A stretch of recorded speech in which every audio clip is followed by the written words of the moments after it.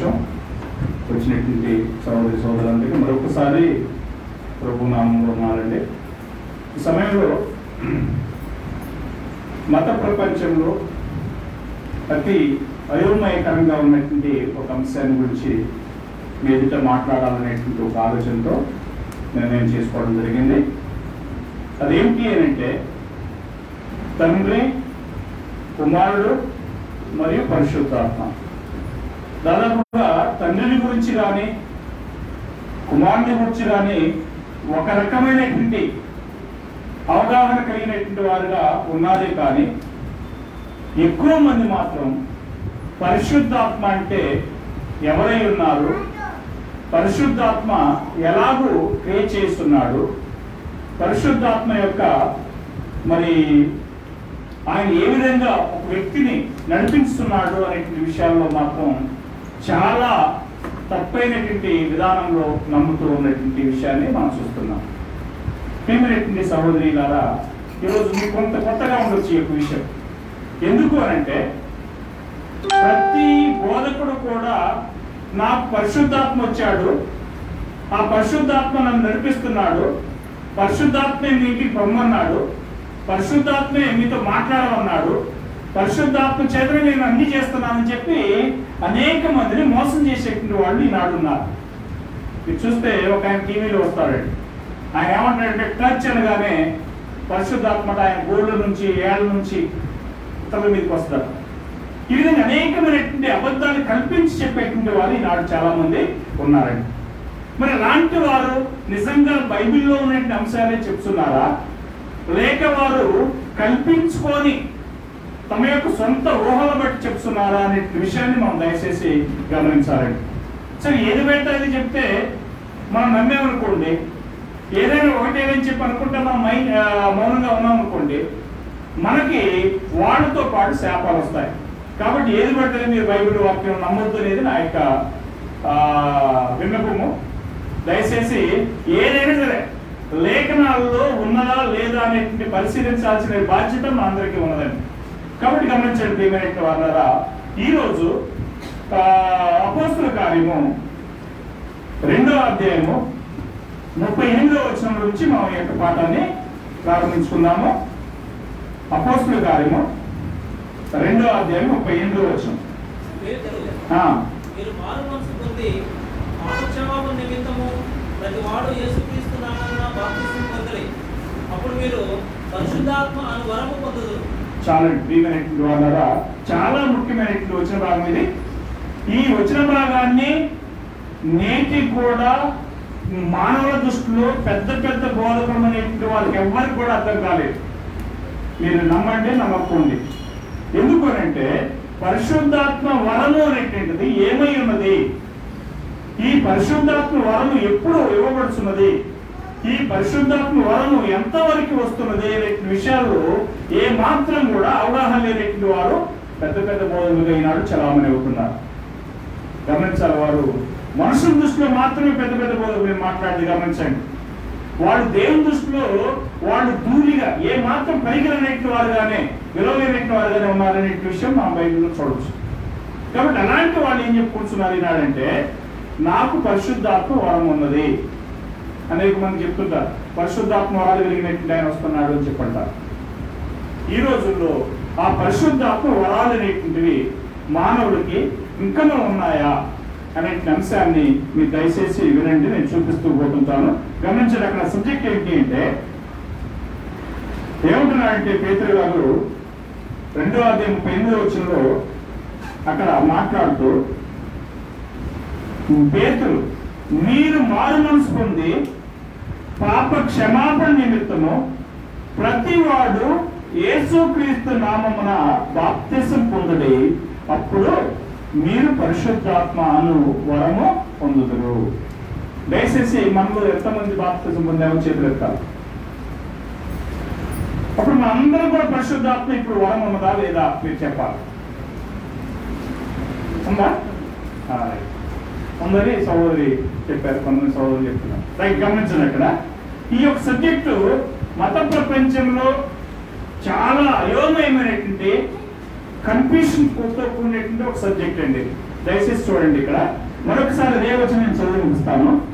అక్కడ పేతురు, మీరు మారు మనసు పొంది పాప క్షమాపణ నిమిత్తం ప్రతివాడు యేసుక్రీస్తు నామమున బాప్తిసం పొందుడి, అప్పుడు మీరు పరిశుద్ధాత్మ అనువరము పొందుదురు. గమనించాలి, పరిశుద్ధాత్మ అని చెప్పిన పరిశుద్ధాత్మ వరము అని చెప్పిన దాదాపుగా రెండు ఒకే భావనను చూపిస్తున్నాయి అనే విషయాన్ని మనం గమనించాలి. సరే, ఇప్పుడు పరిశుద్ధాత్మ మనలో ఉన్నాడా లేడా అని అంటే క్రైస్తవులుగా చెప్పబడుతున్న 90% మంది కూడా మనలో ఈనాడు పరిశుద్ధాత్మ ఉన్నాడు అని చెప్పి అంటున్నారు. మనలో ఈనాడు పరిశుద్ధాత్మ ఉన్నాడు, పరిశుద్ధాత్మ చేతనే నేను నడిపించబడుతున్నాను, పరిశుద్ధాత్మ చేతనే నేను మాట్లాడుతున్నాను అని చెప్పేటువంటి అనేక మంది ఉన్నారు. చూడండి, ఇది బాప్తిసం పొందిన వెంటనే పరిశుద్ధాత్మలో వస్తున్నాడా, లేకపోతే దాని తర్వాత ఇంకేదైనా కార్యం జరగాల్సినటువంటి అవసరం ఉన్నదా అనే విషయాన్ని కూడా మనం చూద్దామండి. చూడండి, మొట్టమొదటిగా ఈ యొక్క పరిశుద్ధాత్మను వరము అనేటువంటి పదము 2 సార్లు ఉపయోగించబడింది. గమనించాలి. ఒక చోటేమో అపోస్తలుల కార్యం 2:38లోను, అదేవిధంగా అపోస్తలుల కార్యము 10:45లోను ఉపయోగించబడింది. చదువుదాం. 10:45, అపోస్తలుల కార్యం 10:45. సుగతి పొందిన వారిలో పేతురుతో కూడా వచ్చిన విశ్వాసులందరూ పరిశుద్ధాత్మ వరము అన్యజనుల మీద సైతము కుమ్మరింపబడటం చూసి విభ్రాంతి పొందింది. ఇక్కడ మళ్ళా ఇక్కడ ఏమంటున్నాడు, పేతురుతో కూడా వచ్చినటువంటి విశ్వాసులందరూ పరిశుద్ధాత్మ వరము అన్యజనుల మీద సహితము కుమ్మరించబోట చూచి విభ్రాంతి పొందితివి అని అంటున్నాడు. అంటే ఈ పరిశుద్ధాత్మ వరము మొదటగా ఎవరి మీదకి వచ్చాడు మనం చూసినట్లయితే అపోస్తలుల కార్యము 2వ అధ్యాయము 4వ వచనంలో మనం చదువుదామండి. అపోస్తలుల కార్యము 2వ అధ్యాయం 4వ వచనం. అందరూ పరిశుద్ధాత్మతో నిండిన వారై ఆ ఆత్మ వారికి వాక్శక్తి అనుగ్రహించిన కొలది అన్య భాషలతో మాట్లాడసాగింది. పరిశుద్ధాత్మ ఎవరి మీదకైతే వస్తాడో వారు ఏం చేయాలట, భాషలు మాట్లాడాలి, ప్రవచనాలు ప్రవచించాలి. గమనించాలండి, ఇప్పుడు మన మీదకి పరిశుద్ధాత్మ వచ్చి ఉంటే మనము కూడా ఏం చేయాలంటే భాషలో మాట్లాడాలి, ఆ తర్వాత ప్రవచించాలి. గమనించాలి, మీకు చూపిస్తాను. ఎవరి మీదకి వచ్చింది అంటే అపోస్తలుల మీదకి మాత్రమే వచ్చింది అనే విషయం మీరు చూడండి. ఇక్కడ చూడండి, అక్కడ అపోస్తలులందరూ కూడా ఒక గదిలో కూర్చున్నారండి. ఈ గదిలో కూర్చున్నప్పుడు 2వ వచనం ప్రకారం చూడండి, అక్కడ అప్పుడు వేగంగా వీచు బలమైన గాలి వంటి ఒక ధ్వని ఆకాశం నుండి అకస్మాత్తుగా వారు కూర్చుండి ఉన్న ఇల్లంతయు నిండెను. ఏమొచ్చిందట, ఒక ధ్వని. ఎక్కడికి వచ్చింది, వారు కూర్చున్న ఇల్లంతా కూడా నిండింది అని అన్నాడు. అంటే నిండటం అంటే ఏంటి గమనించండి. అక్కడ అప్పుడు 3వ వచనంలో మరియు అగ్ని జ్వాలల వంటి నాలుకలుగా విభాగింపబడినట్టుగా వారికి కనబడి వారిలో ఒక్కొక్కరి మీద వారుగా అందరూ పరిశుద్ధాత్మతో నిండిన వారై ఉన్నారు అంటున్నాడు. అంటే ఇది పరిశుద్ధాత్మ బాప్తిసము. ఈ బాప్తిసము ఎవరికి? ఈ రోజు అనేక మందిని పరిశుద్ధాత్మలో బాప్తిసం పొందొచ్చున్నాను అని చెప్పి అనేక మందిని మోసం చేస్తూ తిరిగే వారు కూడా ఉన్నారు. ఈ బాప్తిసం అనేది కేవలము 12 మంది అపోస్తలులకు మాత్రమే, ఏ మాత్రం కూడా ఇతరులకు ఇవ్వబడలేదు. ఈ వాగ్దానం కేవలం ఎవరికంటే అపోస్తలులకు మాత్రమే. కాబట్టి వారు ఎప్పుడైతే పరిశుద్ధాత్మ నిండుకున్నారో వారు ఏం చేయడం మొదలుపెట్టారు, ఒకసారి చదవండి. అక్కడ ఈ భాషలతో మాట్లాడసాగిందని చెప్పాడు కదా. చూడండి 6వ వచనంలో ఈ శబ్దము కలగ్గా జనులందరూ గుంపులుగా కూడి వచ్చి ప్రతి మనుషుడు తన తన భాషలతో వారు మాట్లాడటం విని కలవరపడింది. భాషలతో మాట్లాడటం అంటే ఏంటి? ఇప్పుడు నేను మాట్లాడేది తెలుగే. మీరు నా ఎదురుగా కన్నడ వాళ్ళు ఉండొచ్చు, బహుశా లేదా తమిళ వాళ్ళు ఉండొచ్చు, ఇంగ్లీష్ వాళ్ళు ఉండొచ్చు, లేదా ఇంకే భాష కలిగినటువంటి వాళ్ళైనా ఉండొచ్చు. మీ అందరూ కూడా నేను మాట్లాడే ఈ తెలుగుని మీ సొంత భాషలో అర్థం చేసుకుంటారు. దాన్ని భాషలు అంటారు. కొంతమంది భాషలు అంటే ఏం చేస్తారంటే ఇక బ్యాబిలింగ్ చేస్తుంటారు. బ్యాబిలింగ్ అని అర్థమైందా? వాళ్ళు పెందుకొస్తూ వాళ్ళు కొంతమంది విపరీతంగా గోళ్ళ పెడుతుంటారు. ఏంటి అంటే మేము భాషలు మాట్లాడుతున్నాం. భాష అంటే ఏంటి అసలు? భాష అంటే ఎదుటి వ్యక్తికి అర్థమయ్యేటువంటి విధానాన్ని భాష అంటాం. అది అర్థం కాదంటే దాన్ని భాష అన్నాం కదా. కాబట్టి ఇక్కడ వీరు భాషలు మాట్లాడుతుండగా దాదాపుగా 17 దేశస్థుల నుంచి వచ్చినటువంటి ఆ యూదులందరూ కూడా వారి సొంత భాషల్లో దాన్ని అర్థం చేసుకున్నారు. ఈ యొక్క మరి పరిశుద్ధాత్మ వీళ్ళకి అనుగ్రహించబడినట్లుగానే మరెవరికి కూడా అనుగ్రహించబడింది. ఒకసారి మరి అపోస్తుల కార్యము 10వ అధ్యాయము, అపోస్తుల కార్యం 10వ అధ్యాయము 44-45 వచనాల్లో ఇక్కడ కొన్నేలి ఇంటి వారిని గురించి మాట్లాడుతున్నాడండి. ఈ కొన్నేలి ఇంటి వారు మరి పేతురు యొక్క మాటలు వింటుండగా చూడండి, అక్కడ పేతురు ఈ మాటలు ఇంకా చెప్తుండగా ఎవరితో చెప్తున్నాడు? పేతురు యొక్క కుటుంబంతో ఈ యొక్క వాక్యాన్ని బోధిస్తున్నాడు. ఈ వాక్యం చెప్తుండగా అతని బోధ విన్న వారందరి మీదకి పరిశుద్ధాత్మ దిగెను. ఏమన్నాడు? దాన్ని పరిశుద్ధాత్మ అన్నాడు. ఈ పరిశుద్ధాత్మని కింద 45వ వచనంలో ఏమన్నాడు చూడండి. సున్నతి పొందిన వారిలో పేతురుతో కూడా వచ్చిన విశ్వాసులందరూ పరిశుద్ధాత్మను వరమును జనుల మీద సైతమును కుమ్మరింపబడుట చూసి విభ్రాంతి పొందిరి. సున్నతి పొందిన వారిలో అంటే యూదుల మీద మొట్టమొదటిగా పరిశుద్ధాత్మ వరము లేదా పరిశుద్ధాత్మ దిగాడండి. అదే విధంగా యూదుల మీద అంటే ప్రత్యేకంగా అపోస్తుల మీద అక్కడ అదే విధంగా సున్నతి పొందిన వారి మీద ఎలాగైతే పరిశుద్ధాత్మ దిగాడో అదే విధంగా అన్యజనుల మీద సహితము కూడా పరిశుద్ధాత్మ దిగడాన్ని చూసి వాళ్ళు ఏం చేశారు? ఆశ్చర్యపడ్డారు అని అంటున్నాడు. ఇది వరము అని అంటున్నాడు. వరము అన్న పరిశుద్ధాత్మ అన్న దాదాపు ఒక్కటే అనేటువంటి దయచేసి మనం గమనించవలసినటువంటి అవసరం ఉన్నదండి. చూడండి, ఇక్కడ 11వ అధ్యాయం 17వ వచనంలో చూసినట్లయితే అపోస్తులైన పేతురు ఈ విషయాన్ని మిగతా అపోస్తులకి వివరిస్తూ చెప్తున్నాడు. ఏమని చెప్తున్నాడు చూడండి. కాబట్టి ప్రభువైన యేసుక్రీస్తునందు విశ్వాసం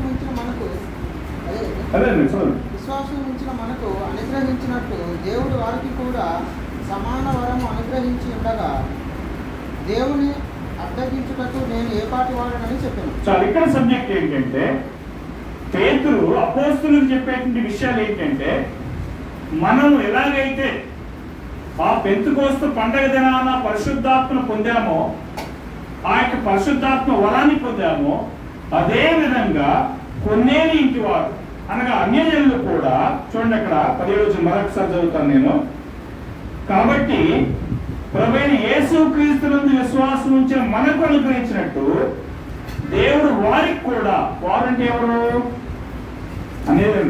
అన్యజనులు కూడా సమాన వరం అనుగ్రహించినట్టు సమాన వరం అనుగ్రహించి ఉండగా దేవుని అడ్డగించినప్పుడు నేను ఏ పాటి వాడను అని చెప్పి పేతురు చెప్పడం జరిగింది.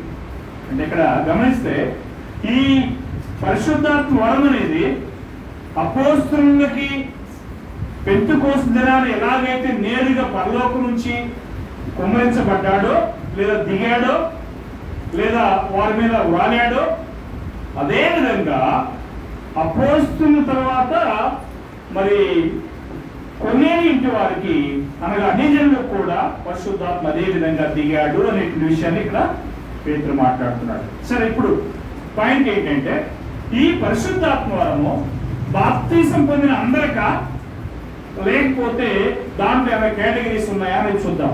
8వ అధ్యాయం రండి.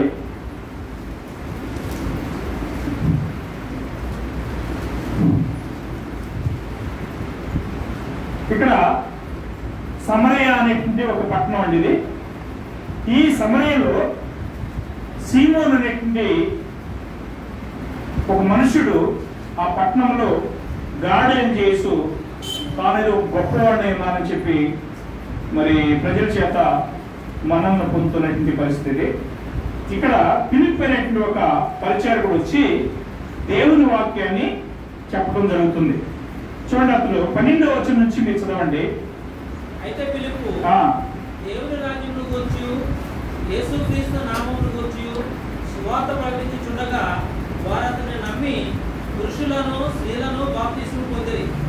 అప్పుడు సీమోను కూడా నమ్మి బాప్తిస్మము పొంది ఫిలిప్పును ఎడబాయకుండి సూచన క్రియలను గొప్ప అద్భుతములు జరుగుట చూసి విభ్రాంతి నొందెను. సమరయ వారు దేవుని వాక్యం అంగీకరించనని యెరూషలేములోని అపోస్తలులు విని పేతురును యోహానును వారి ఎదుకు పంపిరి. వీరు వచ్చి వారు పరిశుద్ధాత్మను పొందవాలని వారి కొరకు ప్రార్థన చేసిరి. అంతకుముందు వారిలో ఎవరి మీద ఆయన దిగి ఉండలేదు. వారు ప్రభు అయిన యేసు నామమున బాప్తిస్మము మాత్రము పొంది ఉండేది. చాలండి. 12వ వచనం దయచేసి గమనించండి. సహోదరులారా, మనం ఎవరైతే పరిశుద్ధాత్మ ఈనాడు మనకు ఉన్నాడని చెప్పి మనం అనుకుంటున్నామో దయచేసి గమనించాల్సిందిగా మనం చేస్తున్నాను. 12వ వచనం చూడండి. అయితే ఫిలిప్పు దేవుని రాజ్యమును గూర్చి యేసుక్రీస్తు నామమును గూర్చి సువార్త ప్రకటించుండగా వారతను నమ్మి, ఎవరండి మీరు? ఈ యొక్క సమరయ పట్టణంలో ఉన్నటువంటి జనాంగం, అంతే కదా. వారతను నమ్మి ఏం చేశారు? బాప్తిసం పొందిరి. 12వ వచనం, అవునా? వారు అతను నమ్మి బాప్తిసం పొంది ఫిలిప్పును ఎడబాయక ఉంది సూచక్రియలను గొప్ప అద్భుతములను జరుగుట చూచి విభ్రాంతి పొందిరి. అంటే ఇక్కడ ఏం పొందారు వీళ్ళంటే? బాప్తిసాన్ని పొందారు. ఎవరు వీరు? ఈ యొక్క సమరయలో ఉన్నటువంటి జనులు. తర్వాత 13వ వచనంలో చూడండి, 14వ వచనం చూడండి. సమరయ వారు దేవుని వాక్యం అంగీకరించరని యెరూషలేములోని అపోస్తలులు విని పేతురు యోహాను వారి యొద్దకు పంపిరి. అంటే యెరూషలేము అనేటువంటి ముఖ్య పట్టణం అండి. అక్కడ ఆ దినాల్లో ఆ యొక్క ముఖ్య పట్టణంలో ఉన్నటువంటి యూదయలో సంఘ పెద్దలు, ఆ తర్వాత అపోస్తులు అక్కడ ఉండేవాళ్ళు. ఇప్పుడు ఆ యొక్క అపోస్తులు ఏం చేశారంటే సమరయలో ఉన్నటువంటి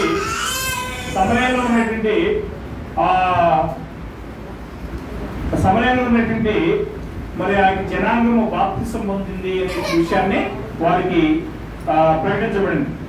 ప్రకటించబడినప్పుడు వాళ్ళు ఏం చేశారు చూడండి. 14వ వచనంలో పేతురును యోహానును వాళ్ళ ఇద్దరు పంపిరి. జేమ్స్ బాబు బిస్కెట్ బయట శాస్త్రి 14వ వచనంలో 15వ వచనం చూడండి. వీరు వచ్చి వారు పరిశుద్ధాత్మ పొందవాలని వారి కొరకు ప్రార్థన చేసిరి. గమనించాలండి. ఎవరి కోసము? ఆల్రెడీ బాప్తిసం పొందినటువంటి సమరయ సంఘస్థుల కోసము బాప్తిసం పొందవాలని ఎవరు వచ్చి ప్రార్థన చేశారండి? దయచేసి ఆలోచన చేస్తున్నారా? అపోస్తులు. ఎవరెవరు? పేతురు, యోహాను అనేటువంటి వారు వచ్చి ప్రార్థన చేస్తున్నారు. అప్పుడు వీళ్ళు బాప్తిసం పొందిన వెంటనే ఏం పొందాలి? అక్కడ 38వ వచనం ప్రకారం పరిశుద్ధాత్మ వరం పొందారు కదా. అప్పుడు అలానే పొందారా లేదా చూడండి. బాప్తిసం పొందిన తర్వాత 14వ వచనం 15వ వచనం చూసినట్లయితే వీరు వచ్చి 15వ వచనం వీరు వచ్చి వారు పరిశుద్ధాత్మ పొందవాలని వారి కొరకు ప్రార్థన చేసిరి. ఎందుకు మళ్ళా పరిశుద్ధాత్మ పొందవాలని ప్రార్థన చేశారు? వాళ్ళు బాప్తిసం పొందిన వెంటనే పరిశుద్ధాత్మ వచ్చేటట్టయితే అంటే పరిశుద్ధాత్మ వరం అనేది బాప్తిసం పొందిన వెంటనే మానవులకు ఆ దినాలు అనుగ్రహించబడలేదు. పరిశుద్ధాత్మ వరం రావాలంటే అపోస్తలులు వచ్చి చేతులుంచి ప్రార్థన చేయాలి. ఆ విధంగా చేసినప్పుడు మాత్రమే పరిశుద్ధాత్మ అనేటువంటిది వరం అనేటువంటిది వస్తుంది అనే విషయాన్ని కింద మనం చూస్తున్నాం. చూడండి 17వ వచనం చూడండి. పేతురును యోహానును వారి మీద చేతులుంచగా వారు పరిశుద్ధాత్మను పొందిరి. మరి వీరు చేతులుంచినప్పుడు పరిశుద్ధాత్మను పొందారు అని అన్నట్లయితే వీరు బాప్తిసం పొందిన వెంటనే జరగాలి కదా. మరి పరిశుద్ధాత్మ బాప్తిసం వరం పొందారు కదా వాళ్ళు. మరి పొందినట్లయితే మళ్ళీ వీళ్ళేది చేతులుంచి పరిశుద్ధాత్మ వరాన్ని ఇస్తారు కదా? ఇవ్వరు కదా. కాబట్టి ఇక్కడ ఏం జరిగిందంటే 17వ వచనంలో మరొకసారి చూడండి. అప్పుడు పేతురు యోహాను వారి మీద చేతులుంచగా పరిశుద్ధాత్మను పొందిరి. పరిశుద్ధాత్మ అపోస్తలుల చేతులుంచడం వల్ల పరిశుద్ధాత్మ అనుగ్రహించబడినని సీమోను చూసి వారి ఎదుట ద్రవ్యం పెట్టి నేను ఎవరి మీద చేతులుంచుదునో వాడు పరిశుద్ధాత్మ పొందినట్టు ఈ అధికారం నాకు ఇయ్యడని అడిగాను.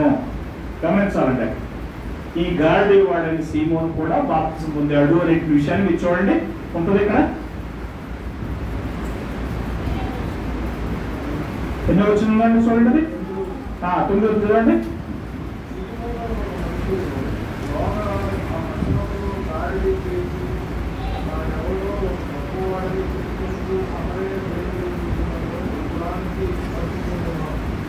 తర్వాత కింద ఇక్కడ సీమోను కూడా బాప్తిసం పొందాడనే అంశం వస్తుంది.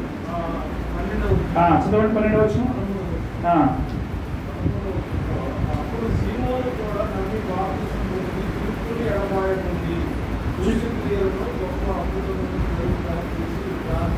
చూసారంటే అంటే ఈ సీమోను కూడా బాప్తిసం పొందాడు. అంతవరకు క్లియర్గా ఉందా మనకి? బాప్తిసం పొందినటువంటి ఇతను 20వ వచనంలో ఏమంటున్నాడు చూడండి. 19వ వచనంలో వారి ఎదుట ద్రవ్యం పెట్టి, ఎవరు ఎదుట? అపోస్తలుల దగ్గర వెండిని పెట్టి, డబ్బు పెట్టి, నేను ఎవరి మీద చేతులుంచుదునో వాడు పరిశుద్ధాత్మ పొందినట్లు ఈ అధికారం నాకు ఇయ్యడని అడిగాను.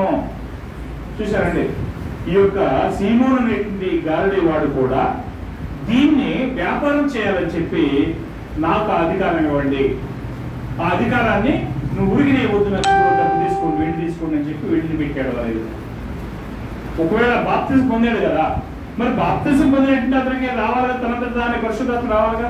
మళ్ళీ ఎందుకు దానికోసం డబ్బు లంచం వేయడానికి చూస్తున్నాడు? చూడండి కింద 20వ వచనంలో, అందుకు పేతురు, నీవు ద్రవ్యం ఇచ్చి దేవుని వరము సంపాదించుకున్నదని తలంచుకున్నందున నీ వెండి నీతో కూడా నశించినదాకా. చూసారా, అంటే పరిశుద్ధాత్మ వరాన్ని డబ్బు చేత కొనాలని చెప్పి చూసినటువంటి వాని యొక్క ఆలోచన ఏ విధంగా మరి దేవుడు ఇక్కడ పేతురు ద్వారా ఖండిస్తున్నాడో మనం చూస్తున్నాం. కనుక ప్రేమైనటువంటి వాళ్ళరా, పరిశుద్ధాత్మ వరం అనేది బాప్తిసం పొందినటువంటి ప్రతి వ్యక్తికి కూడా ఆటోమేటిక్ గా రాదు. ఎలాగో వస్తుంది అంటే అపోస్తులు చేతులుంచడం వలన మాత్రమే వస్తున్నది. ఈ వరము అనేటువంటిది అద్భుత సంబంధమైన వరం అన్నమాట. అద్భుత సంబంధమైన వరం అంటే అర్థమవుతుందా? భాషలు మాట్లాడాలి, ప్రవచించాలి, ఆ తర్వాత స్వస్థతలు చేయాలి, ఆ తర్వాత అద్భుతాలు చేయాలి, ఆ తర్వాత చనిపోయిన వారు లేపాలి. ఈ విధమైనటువంటి కార్యాలన్నీ కూడా అద్భుత సంబంధమైనటువంటి కార్యాలు. ఈ వరం అనేటువంటిది కేవలము అపోస్తులకు ఉన్నది. ఆ తర్వాత అపోస్తుల చేత ఎవరైతే చేతులు ఉంచబడి ప్రార్థన చేయబడతారో వారికి మాత్రమే ఉన్నది అనే విషయాన్ని మనం గమనించాలి. వీళ్ళు మిగతా వారికి లేదు. మరి ఇది వరం ఎంతవరకు ఉన్నది అనేటువంటి కూడా చూద్దాం. మొదటి శతాబ్దంలోనే ఉన్నదా, తర్వాత ఈనాటి కాలంలో మనకు కూడా ఉన్నదా గమనించాలి. ఎప్పుడైతే ఈ యొక్క వరాన్ని ఎవరైతే పొందుతారో 2 సూచనలు వాళ్ళకి కనబడాలి. ఒకటి భాషలు మాట్లాడాలి, రెండోది ప్రవచించాలి. చూడండి ఇక్కడ అపోస్తలుల గారి 19వ అధ్యాయం పోదాం ఒకసారి.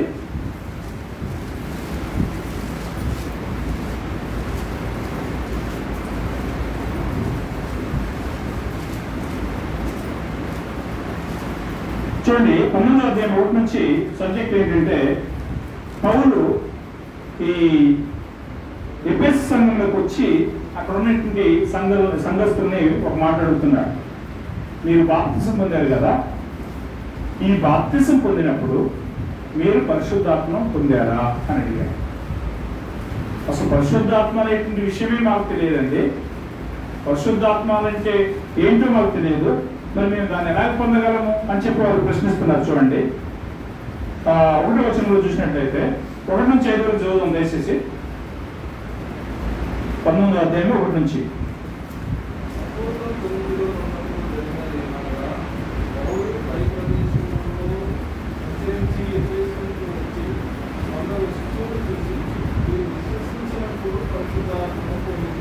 ఏమన్నాడంటే, మీరు విశ్వసించినప్పుడు పరిశుద్ధాత్మ పొందారు. విశ్వసించినప్పుడు అంటే అదేంటి? మీరు బాప్తిసం పొందినప్పుడు నాకు, మీరు బాప్తిసం పొందినప్పుడు పరిశుద్ధాత్మ పొందుతురా అని అడగగా 2వ వచనంలో పరిశుద్ధాత్ముడు ఉన్నాడన్న సంగతి ఏమేమో వినలేదని చెప్తుంది. అంటే వారికి బోధించబడలే. ఈ పరిశుద్ధాత్మ అనేటువంటి బోధ ఎప్పుడు వస్తుందంటే క్రీస్తు ప్రభు యొక్క బాప్తిసంలో వస్తుంది అనే విషయాన్ని ఈ వచనాల్లో మనం చూస్తున్నాము. 3వ వచనం చూడండి. అప్పుడు పౌలు అడుగుతాడు, ఏమని అడుగుతున్నాడు? అప్పుడు అతడు అలాగైతే ఆ, మీరు దేనిని బట్టి బాప్తిస్మం పొందిందని అడగగా వారు యోహాను బాప్తిస్మం బట్టి అని చెప్పిరి. చూసారా? అంటే యోహాను బాప్తిస్మం అంటే మీకు అర్థమవుతుందా? యేసుక్రీస్తు కంటే యోహాను అనేటువంటి ఒక ప్రవక్త వచ్చాడు. ఆ ప్రవక్త కూడా యేసుక్రీస్తు ఏ విధంగా ఇచ్చాడో బాప్తిస్మం అలాగనే ఆయన కూడా ఇచ్చాడు. ఆ బాప్తిస్మం పొందినటువంటి వారికి రక్షణ ఉన్నదా అని అంటే ఆ బాప్తిస్మం పొందినటువంటి వారికి రక్షణ లేదు అనేటువంటి అంశాన్ని ఇక్కడ పౌలు వివరిస్తున్నాడు. చూడండి, అక్కడ అందరూ పౌలు యోహాను తన వెనక వచ్చువాని అందు అనగా యేసునందు విశ్వాసం ఉంచవాలని ప్రజలతో చెప్తూ మారు మనసు విషయమే బాప్తిస్మం ఇచ్చినని చెప్పాను. యోహాను ఇచ్చిన బాప్తిస్మం ఏంటంట? మారు మనసు విషయమైనటువంటి బాప్తిస్మము. ఈ బాప్తిస్మాన్ని ఎవరిచ్చారు? యోహాను గారు ఇచ్చారు. అప్పుడు యేసుక్రీస్తు ఇచ్చినటువంటి బాప్తిస్మము ఆ యొక్క యోహాను ఇచ్చినటువంటి బాప్తిస్మము రెండు ఒకటి కాదు అనే విషయాన్ని ఇక్కడ మనకు అర్థమవుతున్నది. ఈ రెండు ఒకటైతే సరే పర్లేదులే, మీరు యోహాను యొక్క బాప్తిస్మం పొందారు కదా, మరి అయినా కానీ పరిశుద్ధాత్మ వస్తాడులే అని చెప్పి పేతురు పౌలు చెప్పున్నారు కదా. చూడండి ఏమన్నాడో చూడండి, అక్కడ 5వ వచనం 6వ వచనం చూసినప్పుడు వారు ఆ మాటలు విని ప్రభువైన యేసు నామమున బాప్తిస్మం పొందిరి. ఆల్రెడీ వాళ్ళు బాప్తిస్మం పొందారండి. ఎవరు బాప్తిస్మం పొందారు? యోహాను యొక్క బాప్తిస్మం పొందారు. పొందిన తర్వాత యేసు యొక్క బాప్తిస్మాన్ని గురించి యేసు యొక్క పౌలు గారు వారికి వివరించాడు. వివరించిన తర్వాత వారు ఏం చేశారు? యేసు నామమున వారు బాప్తిస్మం పొందిరి. పొందిన వెంటనే వారి మీదకి ఏమి రావాలా? మా అపోస్తలుల 2:38 ప్రకారము పరిశుద్ధాత్మ రావాలి. వచ్చిందా చూడండి, 9:6 వచ్చింది చూడండి. తర్వాత పౌలు వారి మీద చేతులుంచగా పరిశుద్ధాత్మ వారి మీదకి వచ్చింది. చూసారండి, ఎప్పుడు వచ్చింది? పౌలు చేతులుంచగా వారి మీద పరిశుద్ధాత్మ వచ్చాడు. మరి ఈరోజు నేను బాప్తిజం పొందినప్పుడు మరి నాకు పరిశుద్ధాత్మ రావాలి అంటే ఎవరు చేతులుంచితే వస్తుంది? అపోస్తలులు చేతులుంచితే వస్తుంది. అప్పుడు అపోస్తలులు చేతులుంచడానికి ఈరోజు వారు ఉన్నారా? అపోస్తలులు ఎంతవరకు జీవించారు? చివరి అపోస్తలుడు 100వ సంవత్సరం వరకు సుమారుగా జీవించి ఉండొచ్చు. అంటే అపోస్తలుడు అయినటువంటి యోహాను గారు లాస్ట్ ప్రకటన రాసి ఆయన మరణించడం జరిగింది. అంటే 100 సంవత్సరాల లోపే వారు జీవించారు. ఈ 100 సంవత్సరాలు దాటిన తర్వాత ఈ యొక్క పరిశుద్ధాత్మ వరాలు, ఈ దెయ్యాలు వెలగొట్టాలు, ఆ తర్వాత ఈ యొక్క మనుషుల్ని చనిపోయిన వాళ్ళు లేపటాలు, ఆ తర్వాత భాషలు మాట్లాడటాలు, ఆ తర్వాత ఇంకేదో ఇతరులకు వరాలు ఇచ్చే ఇవ్వటాలు ఉన్నాయా అంటే లేవు. అయితే ఎందుకు చేస్తున్నారు మరి ఈనాడు? జనం ఎందుకు చేస్తున్నారు? ఎందుకంటే అమాయకుల యొద్ద నుంచి వారికి కావాల్సింది డబ్బు. ఈ డబ్బుని వాళ్ళు ఆర్జించడం కోసం ఏమైనా చెప్పేస్తారు అబద్ధాలు. జనం ఏం చేస్తున్నారు? నమ్మేస్తున్నారు. మా అయ్యగారికి పరిశుద్ధాత్మ వరాలు ఉన్నాయి, గొప్ప అయ్యగారు అంటారు, అస్వస్థ వరాలు ఉన్నాయి. ఇప్పుడు అలాగైతే నేను చెన్నైలో 25 ఏళ్ళు పనిచేసి వచ్చాను. నేను కూడా అబద్ధాలు చెప్పుకొని నేను కూడా స్వస్థ వరాలు ఉన్నాయి నాకు, నేను ఎంత కఠినమైనటువంటి జబ్బులైనా బాగు చేస్తానని చెప్పి అబద్ధాలు చెప్పుకొని తిరిగితే ఇప్పటికల్లా మంచి మంచి కారణం తిరిగి నేను కూడా అది తప్పనేటువంటి విధానాన్ని నేర్చుకున్నాం కనుక మీ కొంతమంది చూసే వాళ్ళకి ఏ విధంగా కనపడుతున్నాం మనం? ఓ ఏ గారికి వరాలు లేవులే అనే విధంగా కనపడుతున్నాం.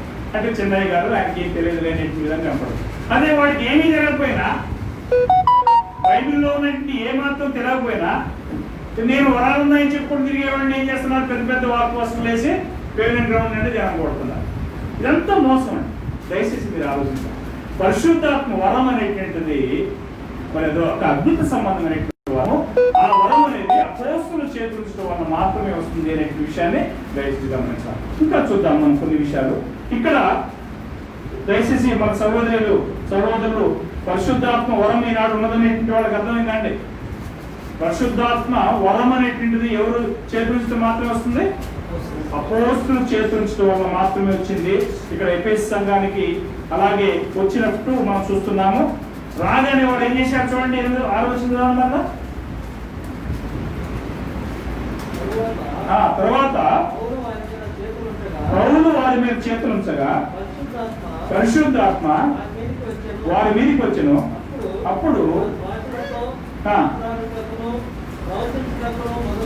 ఇప్పుడు మన మీదకి పరిశుద్ధాత్మ వస్తే మనం ఏం 2 కార్యాలు చేయాలి? భాషలు మాట్లాడాలి, ప్రవచించాలి. మనం చేయగలుగుతున్నామండి? మనం అవుతున్నది లేదు కదా. అంటే మనకు పరిశుద్ధాత్మ వరము లేదు. మరి లేకపోయినా కొంతమంది ఏం చెప్తున్నారంటే పరిశుద్ధాత్మ నాలో ఉన్నాడండి, నన్ను నడిపిస్తున్నాడు, ఇదిగో ఈరోజు ప్రార్థన పోవని చెప్పింది ఆయనే, లేదా ఈరోజు మీ ఇంటికి పోవని చెప్పింది ఆయనే, ఇదిగో ఈ యొక్క నేను ప్రార్థన చేసిన వెంటనే నీలో ఉన్న దురాత్మ బయటికి వెళ్ళిపోద్ది. ఎక్కడి నుంచి వెళ్ళిపోద్ది? ఒక ఆయన మరీ పచ్చిగా మాట్లాడుతుంటాడండి, ఇగో ఈ యొక్క ఏళ్ళ నుంచి పోద్దట, గోళ్ళ సందుల నుంచి పోద్దట, మోకాళ్ళ నుంచి పోద్దట. ఏంది దురాత్మ? పరిశుద్ధాత్మ కాదు, దురాత్మ వెళ్ళిపోద్దట. అంటే ఎందుకు? ఆయన ప్రార్థన చేస్తే అంత బలం ఉండదు కాబట్టి ఆ బలం ద్వారా ఈ యొక్క దురాత్మ వెళ్ళిపోతాయి. ఇదంతా మోసం కాకపోతే నిజమేనండి, మోసం అండి. దయచేసి మీరందరూ కూడా సత్య సంఘాన్ని ఎందుకు తెలుసుకోవాలి అని అంటే దీనికోసమే. ఈ సత్య సంఘంలో అబద్ధాలకు తావులేదు, మనిషి కల్పించినటువంటి బోధలకు తావులేదు. దేవుని యొక్క వాక్యంలో దేవుడు ఏం చెప్తున్నాడు దానికి మాత్రమే స్థానం ఉన్నదనేటువంటి విషయాన్ని మనం దయచేసి గమనించవలసినటువంటి అవసరం ఉన్నది. చూడండి, ఈ యొక్క వాగ్దానం అనేది అసలు ఎవరికి ఎప్పుడు ఇవ్వబడింది అనే విషయాలు ఒకసారి చూద్దాం. అపోస్తుల కార్యము 2వ అధ్యాయము 14వ వచనం నుంచి 17వ వచనం వరకు మనం చదివినట్లయితే ఇది యోవేలు ప్రవచనం ద్వారా ప్రవచించబడినటువంటి వరం అండి. యోవేలు కాలంలో ఆయన ప్రవచిస్తాడు. 17వ వచనం చూడండి. అంత్య దినముల యందు నేను మనుషులందరి మీద నా ఆత్మను కుమ్మరించెదను, మీ కుమారులను మీ కుమార్తెలను ప్రవచించెదరు, మీ యవనులు దర్శనములు కలుగును, మీ వృద్ధులు కళ్ళకందురు. ఆ దినములలో నా దాసుల మీదను నా దాసురాల మీదను నా ఆత్మను కుమ్మరించెదను కనుక వారు ప్రవచించెదరు. పైన ఆకాశమందు మహత్కార్యమును, కింద భూమి మీద సూచక్రియలను రక్తమగును, అగ్నిని పొగని ఆవిని కలుగజేసెదను. ప్రభువు ప్రత్యక్షముగా మహాదినము రాకమునకు సూర్యుడు చీకటిగాను చంద్రుడు రక్తంగాను మారును. ఇది పెంతెకోస్తు దినాన జరగబోతున్నట్టు ఒక అద్భుత కార్యాల గురించి దేవుడు ప్రవచించాడు అనే విషయాన్ని మీరు యోవేలు 2వ అధ్యాయము 8వ వచనం నుంచి మీరు చదవచ్చు, 28వ వచనం నుంచి చదవచ్చు. ఇప్పుడు అక్కడ పోతుంది. అప్పుడు ఆయన ప్రవచనాన్ని ఇక్కడ పేతురు చెప్తున్నాడు. ఎందుకు చెప్తున్నాడంటే వీళ్ళు ప్రవచిస్తున్నారు. ఎవరు? 12 మంది అపోస్తలులు పరిశుద్ధాత్మ పొందినట్టు వీరు ప్రవచిస్తున్నట్టు వీరు చూసి వాళ్ళలో కొంతమంది ఏమనుకుంటున్నారు తెలుసా? 8వ వచనం చదవండి. 7వ వచనంలో వారు విభ్రాంతి పొందారు. విభ్రాంతి పొందినట్టు వారు ప్రశ్న వేశారు. ఏమన్నారు తెలుసా? ఇదిగో మీరు మాట్లాడుతున్న మీరు గలిలీయులు కాదా అని అన్నారు. ఎందుకు అన్నారు ఆ మాట? గలిలీయులు అంటే చేపలు పట్టుకుని బ్రతికేటువంటి గల్లే సముద్రం తిరిగేటువంటి వాళ్ళు, అంటే వారు విద్య లేని పాపంలో వేస్తారు. అందుకనే వాళ్ళు ఇదిగో మీరు గలిలీయులు కాదా, ఎందుకు ఇలా మాట్లాడుతున్నారు అని చెప్పి ఒకరంటే మరొకరు ఏమన్నారు తెలుసా? వాళ్ళు మొత్తులే ఉన్నారు, బాగా తాగొచ్చి వాళ్ళు ఇలా మాట్లాడుతున్నారు అని చెప్పి మరొక ఆయన అంటారు. చూడండి 11వ వచనంలో క్రేతీయులు అరబీలు మొదలైన మనుషులు మనమందరము వీరు మన భాషల్లో దేవుని కార్యములను గొప్ప కార్యములను వివరించడం వినుచున్నామని చెప్పుకుంది. అంటే ఎంతమంది అయితే అక్కడికి వచ్చారో, ఎక్కడికి? పెంతెకోస్తు పండగ దినానికి యెరూషలేము పట్టణానికి ఎంతమంది అయితే ఆ రోజు వచ్చారో, వచ్చినటువంటి వారందరూ కూడా వారి సొంత భాషల్లో మరి అపోస్తులు బోధిస్తున్నటువంటి మాటలను వింటున్నారు. అది మామూలు కార్యం అయితే వింటం జరుగుతుందండి. అందరికి అర్థమైపోతుంది. ఇప్పుడు గమనించండి, ఫారెన్ లో ఒక ఆయన ఇంగ్లీష్ ఆయన వస్తాడు, మన దగ్గర ఫ్రెంచ్ ఆయన లేదా గ్రీక్ ఆయన వస్తాడు, మన దగ్గర ప్రసంగం చేస్తున్నాడు. మనం తెలుగు వాళ్ళని, మనకి మన భాషలో అర్థం కావాలి ఆయన మాట్లాడే మాట. అది మామూలు అవుతుందా? కాదు. కాబట్టి ఆ దినాన మరి వారి భాషల్లో వారికి సొంతంగా అర్థమైంది. అంటే ఏంటి అంటే పరిశుద్ధాత్మ యొక్క గొప్ప వరము. ఈ వరము అపోస్తులకు ఇవ్వబడిన వల్ల అపోస్తులు ఆ విధంగా మాట్లాడితే వారికి జరిగింది. చూడండి, అయితే వాళ్ళు కొంతమంది ఏమనుకున్నారు చూడండి.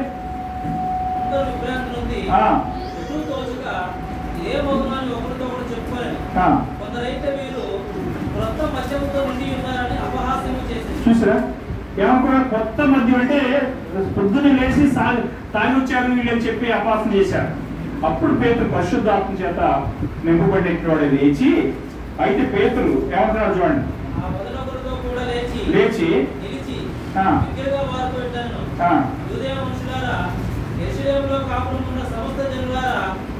తెలియగాక చెవి యొక్క నా మాట వినుడి. మీరు ఊహించినట్టు మీరు మత్తులు కారు. రొద్దు పొడిచి జామైనా కాలేదా? జామైనా కాలేదు. 50 ప్రవక్త ద్వారా చెప్పబడ్డ సంగతి ఇదే. ఏమనగా చాలండి. ఏమైనటువంటి వాళ్ళారా, పేతురు గారు దాన్ని ఎక్స్ప్లెయిన్ చేస్తున్నాడు. అయ్యా, మీరు అనుకుంటున్నట్టుగా వారు మొత్తం కాదు, వాడు తాగుబోతులు కాదు, పొద్దుపడికి ఏం కాలేదు, జామైన కాలేదు అంటే అది ఎర్లీ మార్నింగ్ అన్నమాట, కాలేదు. అలాంటిది వారు ఎలాగ పోయి తాగి వస్తారని మీరు అనుకుంటున్నారు? అది కాదండి. ఏంటి జరిగింది అంటే చెప్తున్నాడు అక్కడ, యోదయ మనుషులారా, యెరూషలేములో కాపురమున్న సమస్త జనులారా, ఇది మీకు తెలియగాక చెవి యొగ్గి నా మాటలు వినడి. మీరు ఊహించినట్టు మీరు మత్తులు కాదు, పొద్దుపొడిచి జామైన కాలేదు. యోవేలు ప్రవక్త ద్వారా చెప్పబడిన సంగతి ఇదే అని చెప్పడం జరిగింది. ఇది ఈ కింద ఉన్నటువంటి ప్రవచనము యోవేలు గ్రంథం 2:8 నుంచి కింద చెప్పబడినటువంటి మాట ఉన్నాడు. దాన్ని కోట్ చేస్తూ, ఆ దినాన దేవుడు తన ఆత్మను కుమరించబోతానన్నాడు. ఆ ఆత్మ తన యూదులందరూ, అక్కడ ఎవరి మీద అన్నాడు? మనుషులందరి మీద నా ఆత్మ కుమరించెదను. మరి మీ కుమారులను మీ కుమార్తెలను ప్రవచించెదరు. మీ యవనులకు దర్శనము కలుగును. మీ వృద్ధులు కలలకందరు. ఆ దినములలో నా దాసుల మీదను నా దాసురాండ్రుల మీదను నా ఆత్మ కుమరించెదను అని అన్నాడు. అదే ఏంటి అంటే పరిశుద్ధాత్మ వరము. అది ఎవరి మీద మొట్టమొదటిగా వచ్చాడు అంటే అపోస్తుల మీద వచ్చాడు. అపోస్తుల తర్వాత అపోస్తులు ఎవరి మీద అయితే పోయి చేతి నుంచి ప్రార్థన చేస్తారో వారి మీదకి ఆ యొక్క పరిశుద్ధాత్మ వస్తాడు అనే విషయాన్ని ఈ యొక్క వచ్చిన భాగాల్లో మనం చూస్తున్నాం. ఈ విధంగా లేఖనాలు ఉంటే ఈరోజు ఎవరికైనా వస్తాడు, నేను పరిశుద్ధాత్మ కలిగినటువంటి వాడిని, 9 వరాలు కలిగినటువంటి వాడు కూడా ఈ మధ్య పోస్ట్ వేశారు. 9 పరిశుద్ధాత్మ కలిగినటువంటి గొప్ప దైవజనులు చెన్నై నుంచి వస్తున్నాడని చెప్పేశారు. అసలు ఈ వరాలు ఈనాడు ఉన్నాయంటే అవి లేవు అనే విషయం వాళ్ళకి తెలియట్లేదు. ఈ జనానికి అంతగా తెలియదు. కాబట్టి ఏం చేస్తున్నారు? వాళ్ళు గొప్ప బోధకుడట, ఆయన వచ్చాడు, మనం పోవాల్సిందే, మన రోగాలన్నీ పోతాయని చెప్పి నమ్ముతున్నారు. కానీ ప్రియమైన వాళ్ళరా, ఈ వరాలనేవి కేవలము అపోస్తులకి, అపోస్తుల ద్వారా ఎవరైతే చేతనించబడతారో వారికి మాత్రమే అనే విషయాన్ని మీరు ఇక్కడ గమనించాలి. చూడండి, ఇంకా 33 వచ్చింది చదవండి. ఇక్కడే 2వ అధ్యాయం 33 వచ్చింది. కాగా ఆయన దేవుని కృపాక్షమునకు హెచ్చింపబడి పరిశుద్ధాత్మను గురించిన వాగ్దానమును తండ్రి వలన పొంది మీరు చూచుచూ వినుచున్న దీనిని కుమ్మరించి ఉన్నాడు. ఏం చేశాడు? పరిశుద్ధాత్మ వరాన్ని కుమ్మరించి ఉన్నాడు అని చెప్పబడింది. నేను ముందే చెప్పాను, కుమ్మరించడమన్నా పరిశుద్ధాత్మ దిగటము అన్నా పరిశుద్ధాత్మ నింపబట్టమన్నా ఒకటే. పరిశుద్ధాత్మ వరం అనే విషయం చూడండి. ఇక్కడ యేసుక్రీస్తు పరలోకం ఉన్నాడు. ఇప్పుడు పరలోకం నుండి ఏమంటున్నాడు చూడండి. ఆ కాగా ఆయన దేవుని కుడిపార్శ్వమున హెచ్చింపబడి పరిశుద్ధాత్మను గూర్చిన వాగ్దానం. ఇది ఎవరి యొక్క వాగ్దానం అట? తండ్రి యొక్క వాగ్దానము. ఈ తండ్రి యొక్క వాగ్దానం ఎవరిది? దేని గురించిన వాగ్దానం? ఇది పరిశుద్ధాత్మను గురించిన వాగ్దానము తండ్రి వల్ల పొంది మీరందరూ వినుచున్నట్టుండి, దీన్ని మీరందరూ చూస్తూ వినుచున్నట్టుండి దీన్ని కుమ్మరించున్నాడు. అంటే అది కుమ్మరించబడగా మనం చూడగలగాలి, వినగలగాలి. ఇప్పుడు నాలో పరిశుద్ధాత్మ ఉందని నేను చెప్తాను, మీకు కనపడుతుందా? మీరు వింటారా? చూడండి, అక్కడ ఏమన్నారు చూడండి. ఏమంటున్నా అంటే మీరు చూస్తూ వినుచు ఉన్న దీన్ని కుమ్మరించున్నాడు. అంటే ఏం చూస్తున్నారు వాళ్ళు? అద్భుతాలు చూస్తున్నారు వాళ్ళు. ఆయన చూసి మాట్లాడే భాష వింటున్నారు.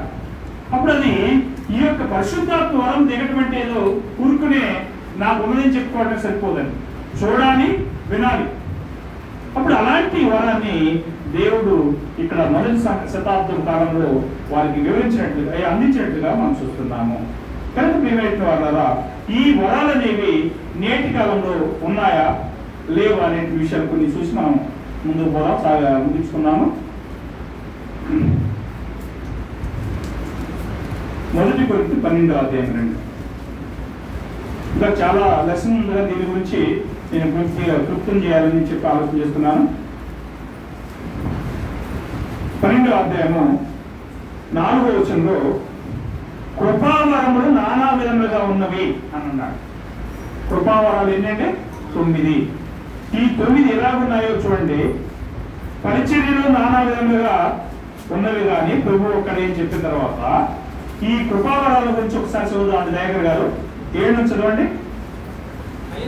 ఆ, అందరి ప్రయోజనం కొరకు ప్రతి వారికి ఆత్మ ప్రత్యక్షత అనుగ్రహింపబడుచున్నది. ఆ, ఎలాగనగా ఒకనికి ఆత్మ మూలముగా బుద్ధివాక్యమును, మరి ఒకరికి ఆ ఆత్మను అనుసరించిన జ్ఞానవాక్యమును, మరి ఒకరికి ఆ ఆత్మ వలననే విశ్వాసమును, మరి ఒకరికి ఆ ఒక్క ఆత్మ వలననే స్వస్థపరచు వరములను, మరి ఒకరికి అద్భుత కార్యములు చేయు శక్తియు, మరి ఒకరికి ప్రవచన వరమును, మరి ఒకరికి ఆత్మల వివేచనయు, మరి ఒకరికి నానావిధ భాషలను, మరి ఒకరికి భాషల అర్థము చెప్పు శక్తియు అనుగ్రహింపబడినవి.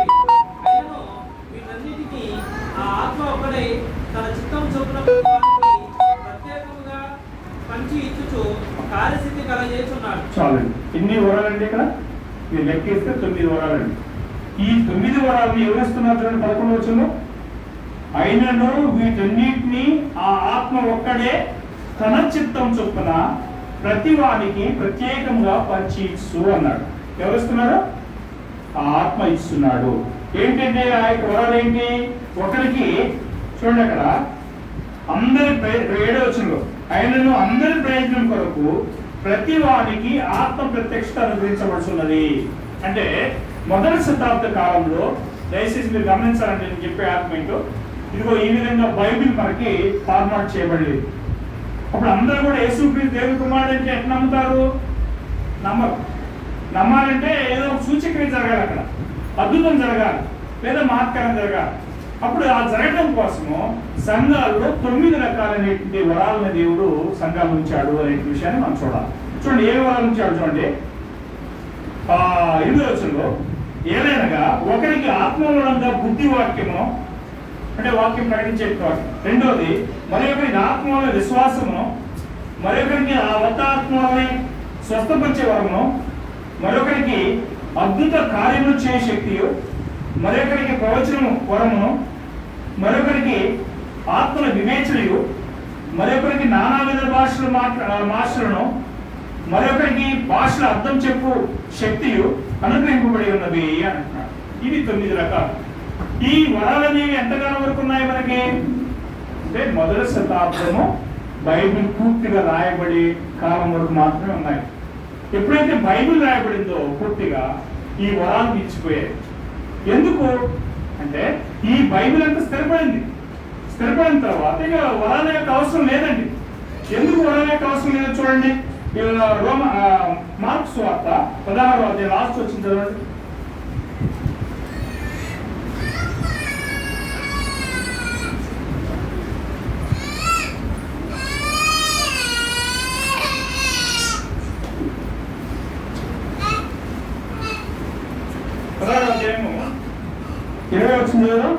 వారు బయలుదేరి వాక్యమంతటా ప్రకటించరి. ప్రభువు వారికి సహకారుడై ఉండి వెనువెంట జరగవచ్చినవి సూచక క్రియల వలన వాక్యమును స్థిరపరచుండెను. చూడండి, వారు బయలువెళ్ళి అంటే అపోస్తులండి. వారు బయలువెళ్ళి వాక్యమును ప్రకటిస్తూ ఉండేది. ప్రభువు వారికి సహకారుడై ఉండి వెనువెంట జరుగుతూ వచ్చిన సూచక్రియల వలన ఏం స్థిరపరచబడింది? దేవుని యొక్క వాక్యము స్థిరపరచబడింది అనే విషయాన్ని బైబిల్లో మనం చూస్తున్నాం. స్థిరపరచబడిన తర్వాత మళ్ళా స్థిరపరచబడవలసినటువంటి అవసరం ఉన్నదా అంటే ఎట్టి పరిస్థితుల్లో లేదు. చూడండి, ఈ యొక్క వాక్యం స్థిరపరచబడిన తర్వాత మరొకసారి చూడండి,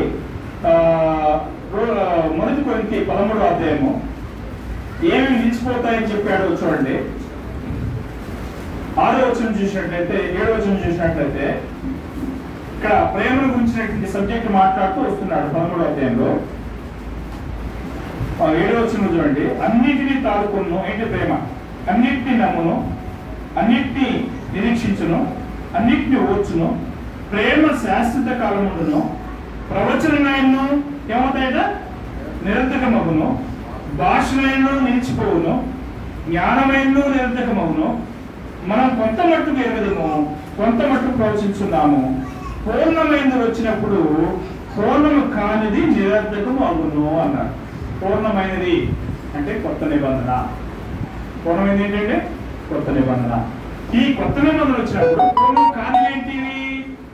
ఈ 9 రకాలైనటువంటి అద్భుత వరాలు, ఈ వరాలన్నీ ఏమవుతాయట? నిలిచిపోతాయని చెప్పి బైబిల్లో చాలా స్పష్టంగా దేవుడు తెలియజేశాడు. మరి ఎందుకు ఈనాడు అనేక మంది ఈ వరాలు నాకున్నాయని చెప్పి మరి గ్రామాలు తిరుగుతూ అనేక మంది అమాయకుల్ని మోసం చేస్తూ మా అక్కడ వరాలు ఉన్నాయి, మేము ప్రార్థన చేసిన వెంటనే ఎంత పెద్ద రోగమైన పోతుంది, చచ్చిపోయిన వాళ్ళని కూడా బతికిస్తాము, ఎంత జబ్బు అయినా మాకు దేవుడు మా ద్వారా స్వస్థపడతాడని చెప్పి జనాల దగ్గర లక్షలు తీసుకున్నారు అనే విషయాన్ని మీరు దయచేసి గమనించాలి.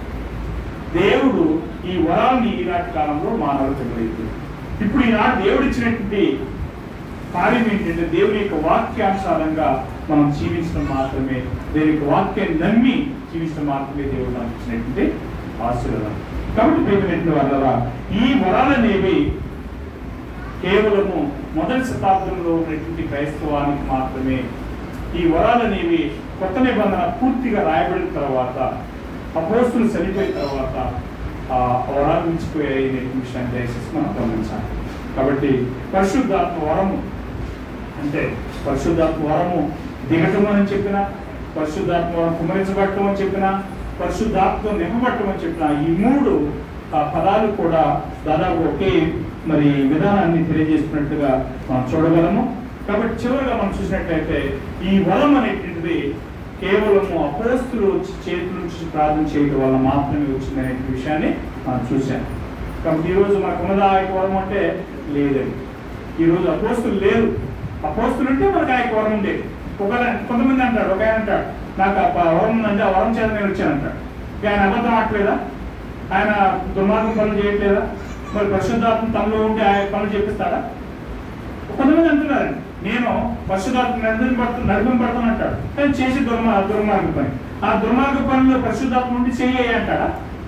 తెలియక అమాయకులు నేను మోసం చేస్తూ ఈనాడు అనేక మంది మరి తమ యొక్క పబ్బాన్ని గడుపుకుంటున్నారు. దయచేసి సంఘం నిరసంగంగా మనమైతే అట్లాంటి మోసాలకి లోబడకుండా లేదా మోసపోకుండా దేవుని యొక్క సత్యం ఏంటి అనేది దాన్ని తెలుసుకొని దాన్ని మాత్రమే నమ్మాల్సిందిగా మీ అందరినీ బ్రతిలాడుతూ మరి ఒకరితో మీ అందరికీ కొన్నాళ్ళు తెలియజేస్తూ నమస్కారం.